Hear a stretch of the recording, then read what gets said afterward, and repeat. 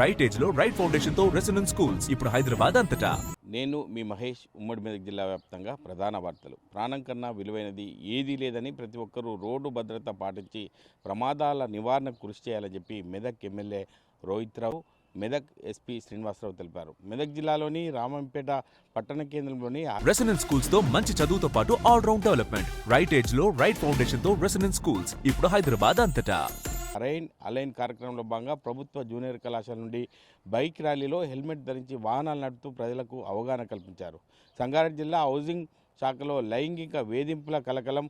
Housing outsourcing మహిళలపై లైంగిక మానసికంగా హౌసింగ్ డీడీ చలపతిరావు చేయడంతో విచారణకు ఆదేశించిన కలెక్టర్ దీనికి సంబంధించి తక్షణమే విచారణ చేపట్టాలని సంగారెడ్డి జిల్లా కలెక్టర్ ప్రావీణ్య తెలిపారు. సిద్దిపేట జిల్లా తొగుట మండలం పెదమాసన్పల్లిలో ద్విచక్ర వాహనదారులకు 100 మంది హెల్మెట్లను పంపిణీ చేసిన సిద్దిపేట సిపి రష్మి పెర్మాల్, గ్రామ సర్పంచ్ పన్యాల ప్రవీణ్ రెడ్డి.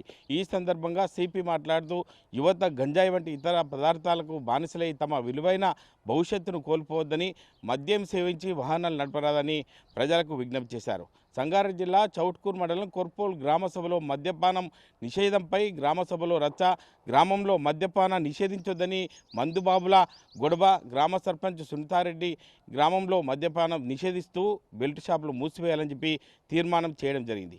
మెదక్ జిల్లా మున్సిపాలిటీలో కాంగ్రెస్ పార్టీకి షాక్గా చెప్పుకోవచ్చు. బీఆర్ఎస్ పార్టీలో చేరిన మాజీ మున్సిపల్ చైర్మన్ సావిత్రి సురేందర్ గౌడ్. ఈ సందర్భంగా హరీష్ రావు మాట్లాడుతూ ఇప్పటికే కేటీఆర్కు సిట్ నోటీసులు జారీ చేశారు. సిట్ నోటీసులకు భయపడేదేలు. కాంగ్రెస్ పార్టీ ఇచ్చిన హామీలను ఖచ్చితంగా ఎండగడతామని చెప్పి మాజీ మంత్రి హరీష్ రావు కాంగ్రెస్ ప్రభుత్వానికి హెచ్చరించారు. ఇది తాజా పరిస్థితి. మా అబ్బాయి 6th వచ్చాడు, స్కూల్ మార్చాలండి. కంగారు పడకండి. రెసిడెన్స్ స్కూల్స్ తో మంచి చదువుతో పాటు all round development. Right age లో రైట్ ఫౌండేషన్ తో రెసిడెన్స్ స్కూల్స్ ఇప్పుడు హైదరాబాద్ అంతటా.